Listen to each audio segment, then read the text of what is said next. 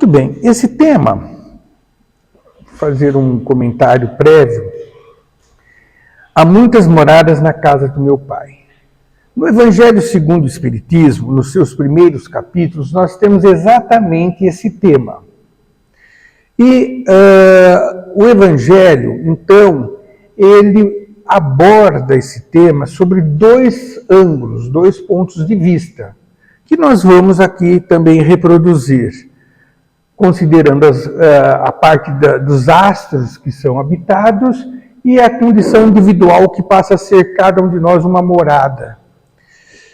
Mas estivemos refletindo e quando lemos o texto dessa passagem, então nós queríamos entender, dentro do contexto, o que Jesus estava fazendo naquele momento. Porque esse texto, ele ocorreu no Sermão do Cenáculo. Este sermão foi a última ceia de Jesus. Foi quando ele estava preparando os seus apóstolos para o que eles haveriam de fazer, porque Jesus deixaria-os, né? Que estava chegando o final do seu ministério. E foi nesse sermão que ele nos fala sobre o advento do Consolador, por ele prometido, e dá uma série de recomendações. E aí o que aconteceu? Os apóstolos começaram a ficar um pouco preocupados, porque por 3 anos eles estiveram em contato direto com Jesus, observando os seus ensinos, as suas curas, o seu diálogo com as diferentes pessoas que o procuravam. E agora eles estavam percebendo que Jesus estava se despedindo. E isso gerou, naturalmente, neles, uma certa insegurança, um certo temor, uma certa preocupação. Então, por isso que ele traz esse texto que diz: não se turbe o vosso coração. Crede em Deus, crede também em mim. Há muitas moradas na casa de meu Pai. Se assim não fosse, eu vou-lo teria dito, pois vou preparar-vos o lugar. E depois que eu me for e vos aparelhar o lugar, virei outra vez, e tomar-vos-ei para mim, para que lá, onde estiver, estejais vós também. Esse diálogo foi registrado no Evangelho de João, no seu capítulo 14, versículos 1, 2 e 3. Como sempre é comentado, o Evangelho de João, ele é um evangelho totalmente diferente dos outros 3 evangelistas, porque ele tem um caráter espiritual. Ele fala muito de forma simbólica, ele fala de forma cifrada, que precisamos tentar compreender. É uma linguagem, né, que se você ler o texto ao pé da letra, você ficará um pouquinho sem ideia do que Jesus efetivamente quis trazer. Então, por isso que nós fizemos algumas pesquisas e vamos depois trazer esse terceiro ponto de vista.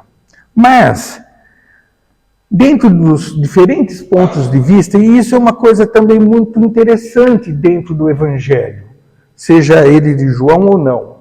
Porque cada vez que nós lemos uma passagem do Evangelho, nós temos novas perspectivas, nós temos novas compreensões, dilata-se o nosso horizonte de entendimento. Por isso que é uma leitura que sempre deve ser feita por todos nós. Além de ler, refletir. Muito bem. Então, dentro do Evangelho, segundo o Espiritismo, nós temos este primeiro ponto de vista. A casa do Pai é o universo. E as diferentes moradas são os mundos que circulam no espaço infinito, oferecendo aos espíritos encarnados ou desencarnados estações apropriadas ao seu adiantamento. Então aqui nós temos, né, aquela representação didática da espiritualidade, nos mostrando que todos esses astros existentes no universo não são simplesmente para enfeitar as nossas noites. São, na verdade, moradas de espíritos. E dentro da dinâmica divina, Deus, ao nos criar simples, ingênuos, então, e até atingirmos a nossa perfectibilidade, então não poderíamos conviver todos no mesmo planeta, numa mesma região. Então, diante da sua misericórdia, Deus cria estações, moradas, planetas, apropriada às condições evolutivas nossa durante a evolução. Por isso nós temos, né, representado os mundos primitivos. Primitivos entendamos como primários, como aonde o espírito dará seu início ao desenvolvimento espiritual. E assim sucessivamente.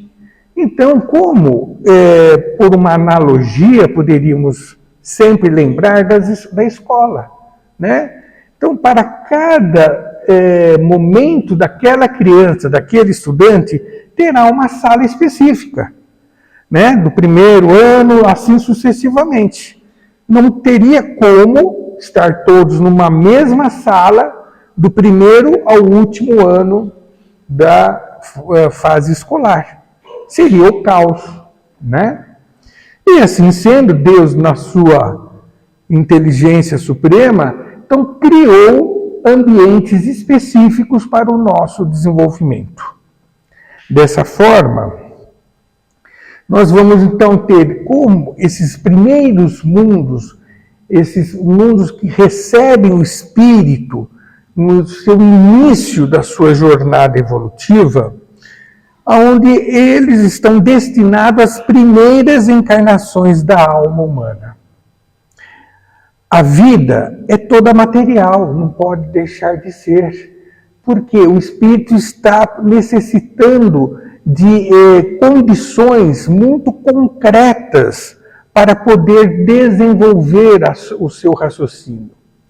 E a matéria, ela, dentro das suas propriedades, ela vai gerar nesses espíritos condições que eles precisarão resolver, necessidades básicas que eles terão que saciar. Então, a alimentação, o abrigo, a proteção, né, a vestimenta. Por isso que nessas moradas, basicamente, a proposta é toda voltada à questão material, porque a necessidade gera em nós o raciocínio para a resolução da mesma. Percebe? Assim, ela se limita à luta pela subsistência. O senso moral é quase nulo, então não existe nessas condições iniciais aquele senso de responsabilidade, de respeito, de afetividade. Por quê? Porque são espíritos que estão condicionados a saciar as suas necessidades primordiais, básicas. Percebem? E por isso mesmo as paixões reinam soberanas. Ou seja, é por isso que, nessas condições, pela necessidade natural de subsistência, ele torna-se o que nós chamamos de egoísta. Mas não é um egoísmo por maldade, é um egoísmo por necessidade. É um egoísmo porque ele precisa se alimentar. E dentro da sua forma assim, rude, então ele quer primeiro saciar a sua fome depois os outros que se alimentem. E assim em todas as necessidades básicas. Então, por isso que gera, né, essas paixões. É interessante nós entendermos isso para não acharmos que Deus, ao nos criar imperfeito, instituiu em nós, criou em nós as paixões. As paixões são consequências. As imperfeições são consequências desse momento do nosso nascimento. E a Terra já passou por esse período, que foi aquela época da nossa pré-história, né? Onde a pessoa ou era predador ou presa. Então ela tinha que se safar dos perigos e tinha que se subsistir. Por isso que gerou essa agressividade, essa brutalidade para poder se permanecer vivo. Com isso, o espírito vai adquirindo conhecimento, né? Vai adquirindo experiência, e aí, né, nós temos também como característico desse período, da idade da pré-história até o advento da primeira revelação com Moisés. Porque antes de Moisés, então não havia leis morais, não havia leis divinas. Eram leis basicamente materiais de subsistência. Com o advento de Moisés, então surge o primeiro conhecimento dos deveres, né, e dos direitos, do respeito. E a partir desse momento, então começa a surgir, né, a transgressão ou a concordância da lei. E isso vai gerar, então, uma outra realidade no nosso planeta, que vai dar ensejo a um mundo de expiação e prova. Ou seja, nesses mundos, o mal predomina. Por que predomina? Porque ainda é um resquício do tempo primitivo, da necessidade básica, da necessidade primeira do ser, para depois entender a necessidade coletiva. Assim, é a atual situação da Terra. Até diríamos que já se finda esse processo. Porque expiação é você resgatar aquilo que você errou. Mas se para você errar, tem que ter regras de conduta. Por isso que com o advento dos 10 mandamentos, a partir desse momento começa a existir, né, o cumprimento ou não da lei. Consequentemente, a expiação quando erramos e as provas quando procuramos nos esforçarmos para a evolução espiritual.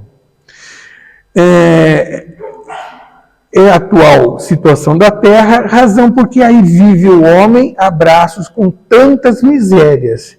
Então, isso mostra porque o nosso cenário é preenchido com guerras, com doenças, com necessidades, com cataclismas que arrasam, né, civilizações. Porque isso tudo faz parte desse processo do homem já ter responsabilidades. E quando elas não são respeitadas, surge a necessidade de reparação. E aí nós vamos entender que todo esse processo, né, não é castigo, punição divina, mas é justamente correção de rota quando nós desviamos do caminho a seguir. A esse período que o espírito passa, ele vai estar numa região, num planeta, que lhe dê essas condições dele poder ressarcir seus débitos e passar por experiências de promoção espiritual.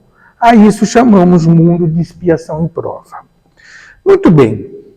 Aí, nesse momento, vem Jesus nos trazer as primeiras noções de afetividade, de sentimento.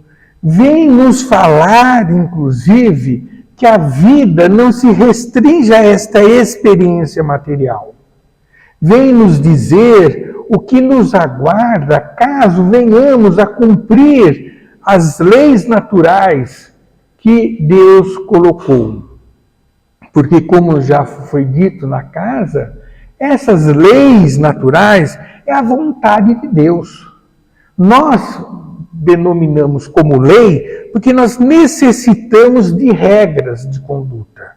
Mas qual é a vontade de Deus? Que toda a sua criação seja harmônica, que toda a sua criação esteja num compasso, harmônico. Então, ao seguir a sua vontade, como segui-la? Através dessas instruções que Jesus veio nos trazer.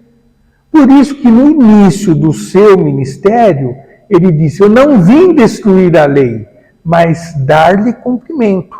Ou seja, ele não veio destruir a lei básica dos 10 mandamentos, mas dar cumprimento a essas leis para sermos felizes, para que se resulte numa felicidade, numa saúde, numa paz individual.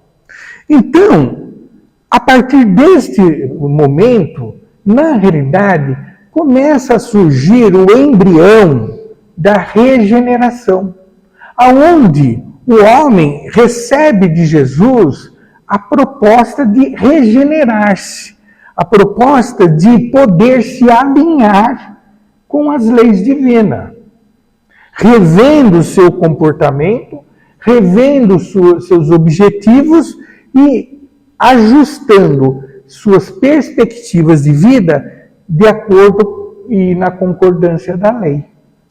E aí vai surgir um momento que esse mundo então é de regeneração. Aí vocês dirão, mas não está sendo dito que agora está entrando na regeneração? Nós temos que entender que a cronologia divina é diferente da cronologia humana.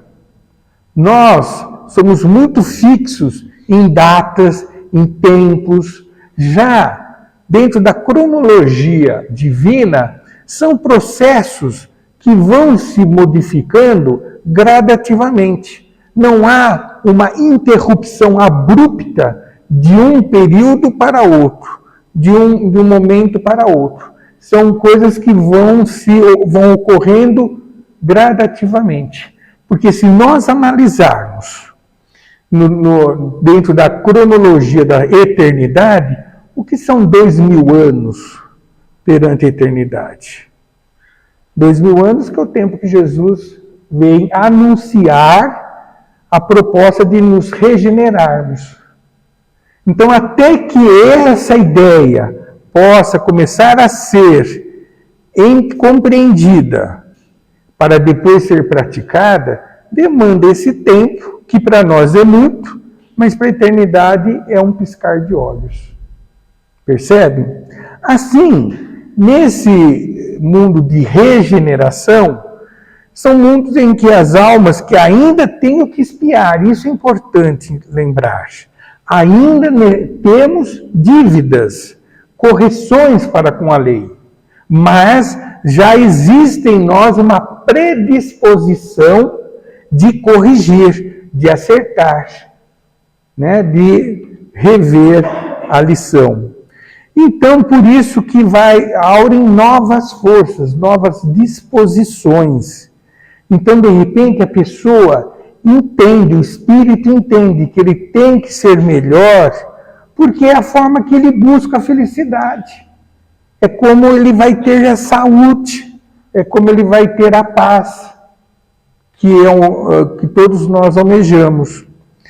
Repousando das fadigas da luta. Então, nós, nesse planeta, que a Terra está começando ao seu alvorecer, já porque demandado todo esse tempo, e com o advento do Consolador prometido por Jesus, que é a doutrina dos Espíritos, qual é a sua missão?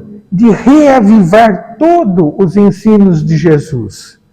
Mais uma vez, não veio destruir a lei, mas reavivar tudo que Jesus disse, porém sem as alegorias, sem as metáforas, né? E trazer coisas que o homem de época não tinha condições, que é justamente a vida na dimensão espiritual e como que é esta convivência no mundo espiritual, né? Assim, esse período de regeneração é nós sairmos de um terreno árido, né, ressequido pelas paixões, e migrarmos para um terreno fértil, próspero, aonde a semente do amor possa germinar e crescer. Muito bem. Se isso for ocorrendo naturalmente, passaremos então a mundos ditosos ou felizes. São os planetas onde o bem sobrepuja o mal. E por isso a felicidade impera.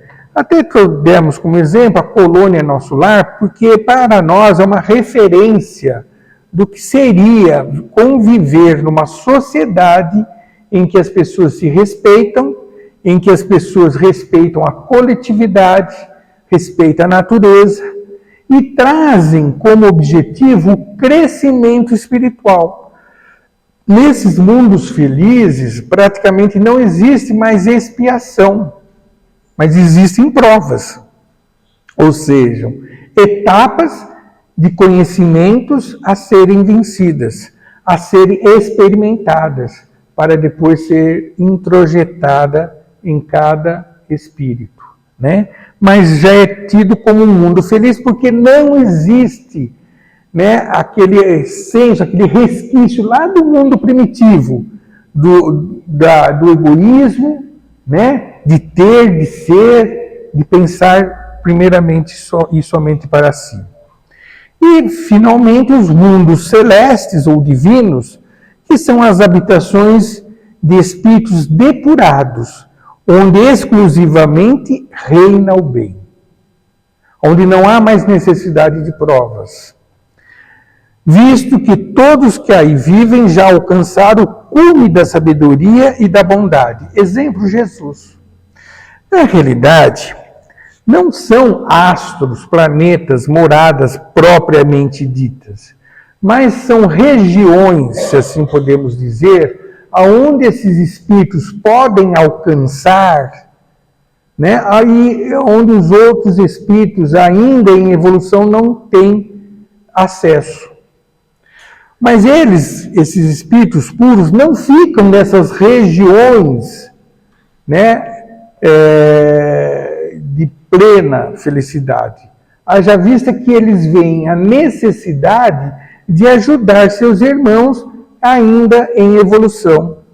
Por isso que nós temos exemplo de Jesus, que ele não ficou lá nesta região ou nesse mundo celeste, mas veio até nós nos instruir para alcançarmos a nossa evolução. E assim ocorre com todos os espíritos que já são purificados, né? Eles podem estar num local, porque, devido à sua condição de aperfeiçoamento, mas na realidade eles se encontram, né, se acotovelando conosco para nos ajudar a crescer. Então esse é o primeiro aspecto que o Evangelho nos traz. Também existe um outro ponto de vista que podem também ser interpretadas pelo estado feliz dos espíritos na erraticidade. Como nós sabemos, erraticidade não é de errante, é que o espírito em progressão, em evolução, não está fixo num lugar, ele está em trânsito. À medida que ele evolui, ele vai estar em estágios, né? Em sistemas espirituais mais evoluídos. Então, ele é errante porque ele está em trânsito, seria o termo mais correto. E isso, o que vai acontecer? Quanto mais ele se distancia da materialidade e de tudo aquilo que a matéria exige e ele se torna submisso, e ele vai se espiritualizando, então ele vai mudando nessa estratificação de planos espirituais. Assim, nesse esquema, nós temos a primeira ponta ali onde começa do zero, onde tem toda essa faixa amarelada, né? Onde predomina, né, a animalidade. E como isso se caracteriza? Pela materialidade, pela influência da lei de causa e efeito, porque ele precisa dessa lei para se regrar, da ignorância que ainda ele traz pelo desconhecimento da lei, irresponsabilidade, razão porque ele erra e precisa corrigir-se, empirismo, porque ele não tem conhecimento pleno das coisas, então ele está em fase de experimentação. E instinto, ele se deixa levar muito mais pelo instinto do que pela razão e pelo sentimento. À medida que ele vai evoluindo, essas características vão diminuindo e vão surgindo as características angelitude, espirituais, que é a espiritualidade e influência da lei do amor.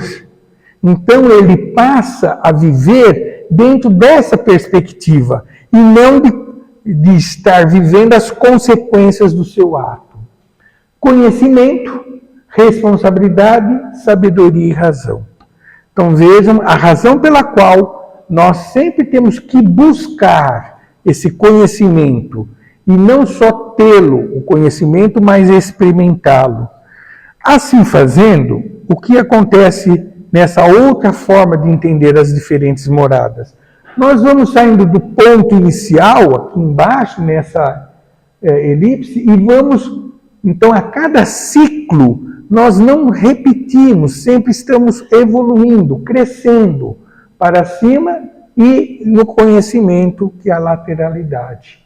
Então, desta forma é que nós, e tudo na natureza progride, tudo evolui, sai do simples ao complexo, da ignorância ao conhecimento.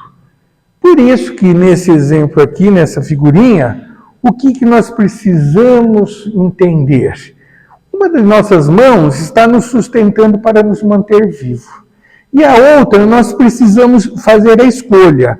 Ou nos livrarmos do orgulho e buscar a mão superior que quer nos ajudar, ou ficarmos presos, né, ao peso do orgulho, dificultando ou retardando a nossa evolução.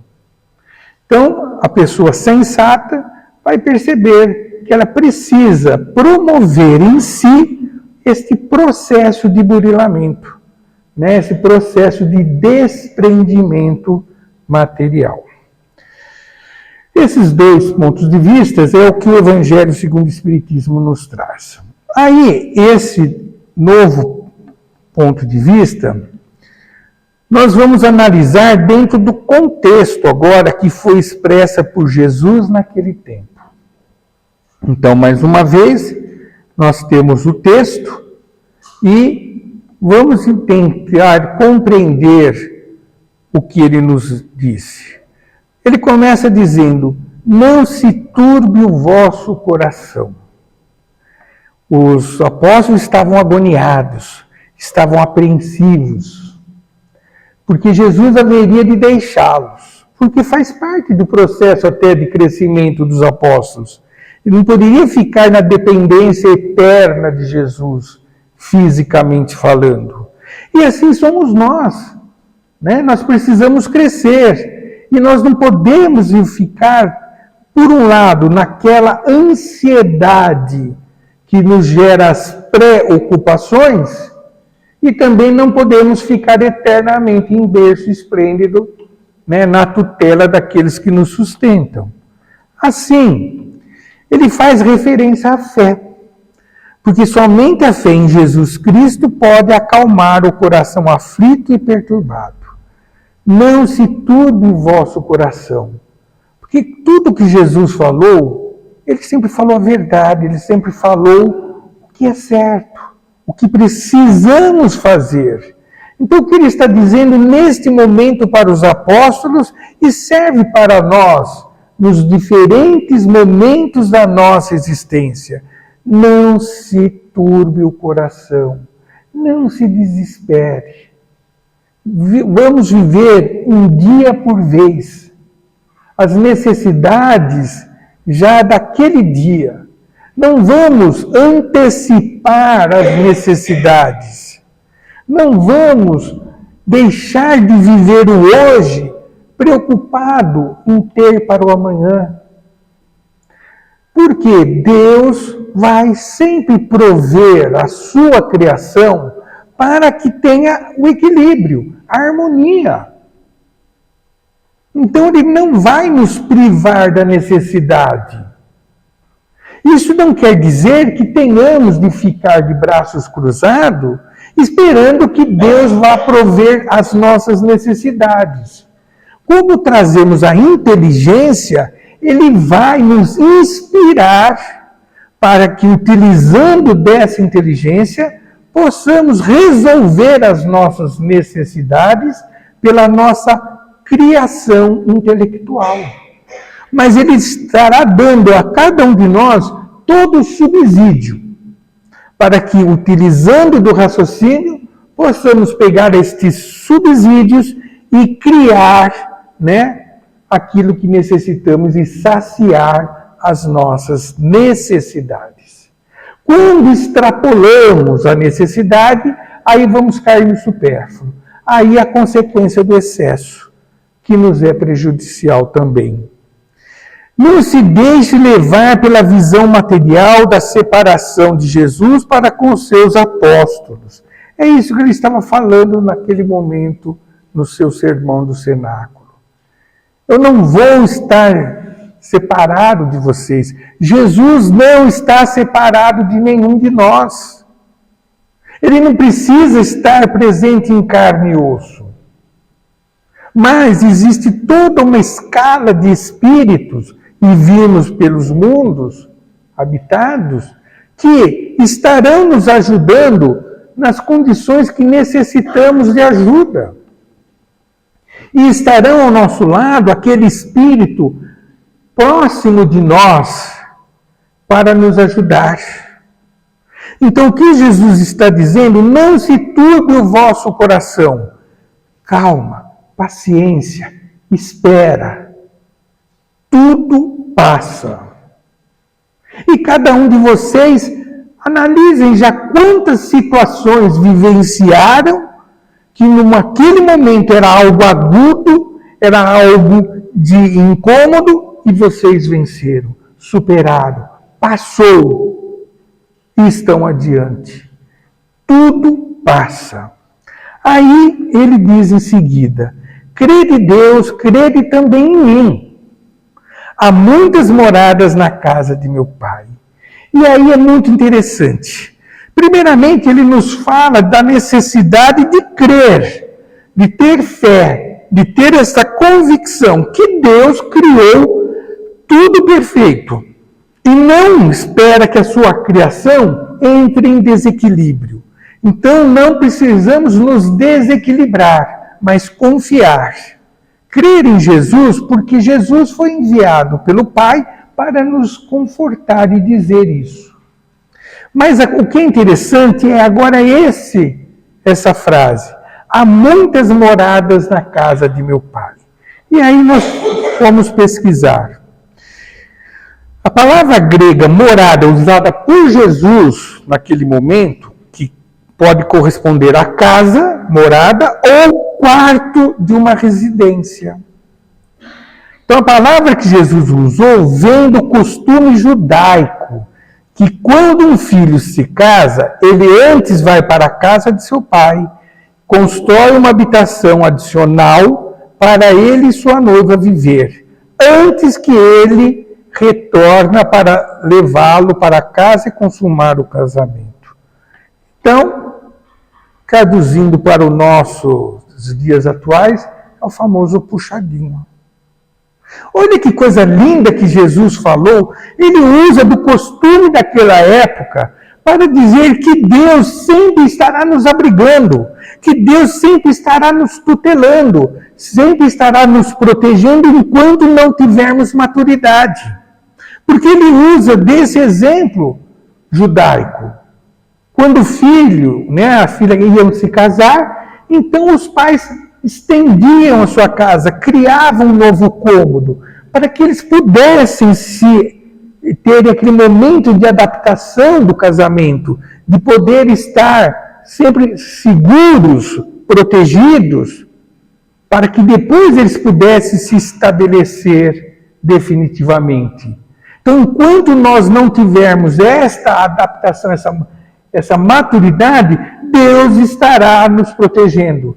Deus estará criando puxadinho. Então ele diz, há muitas moradas na casa do Pai. Então na casa do Pai, que é o seu amor, o seu coração, ele sempre vai estender um puxadinho para cada um de nós. Para que estejamos seguros, confiantes. Para que não precisamos ter essa preocupação. Não turbe vosso coração. Deus está te protegendo. Deus está estendendo a sua proteção para você. E é isso, então, para que os apóstolos compreendessem, dentro do hábito de época, o que Deus estaria fazendo com eles e com cada um de nós.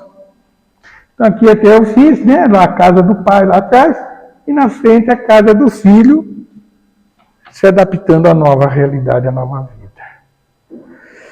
Eu achei isso muito interessante, para entender o momento do diálogo de Jesus.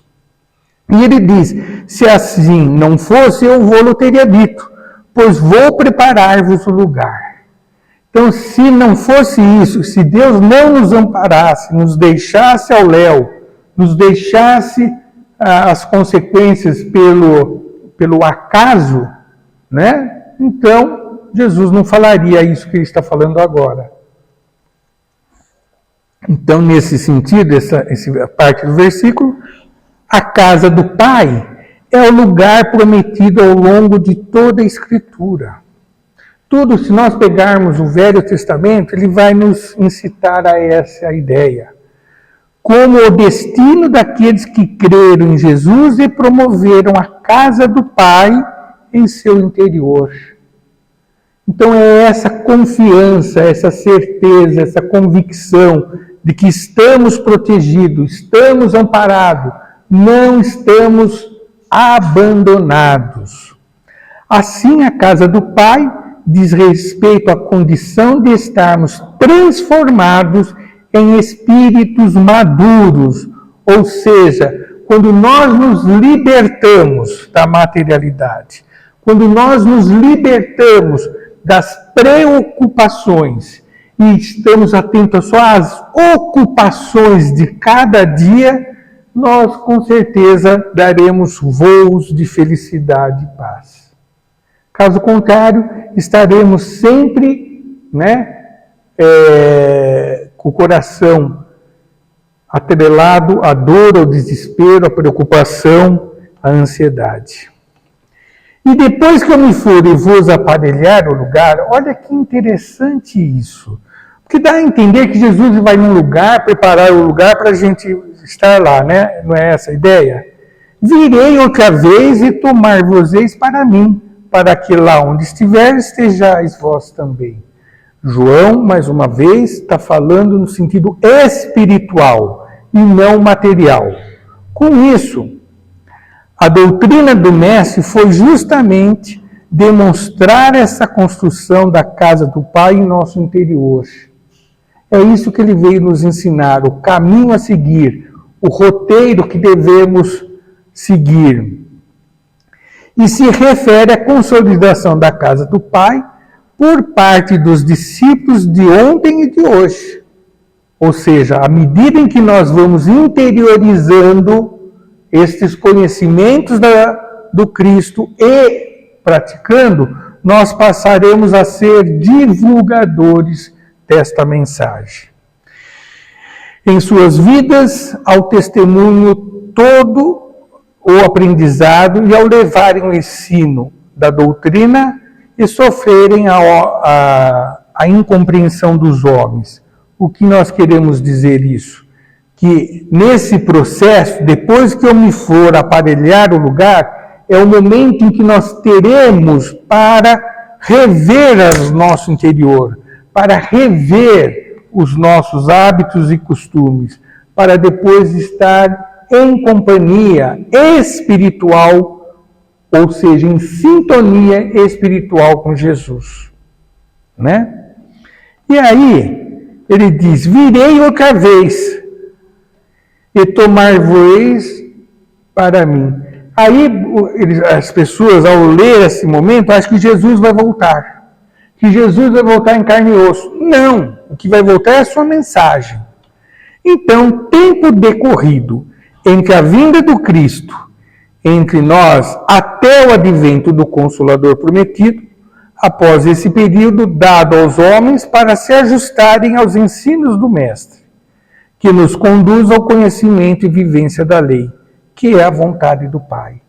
Então, o que está dizendo que do momento em que ele voltou para as dimensões espirituais, até o advento da doutrina dos Espíritos, o homem teve tempo suficiente de absorver e praticar os seus ensinos.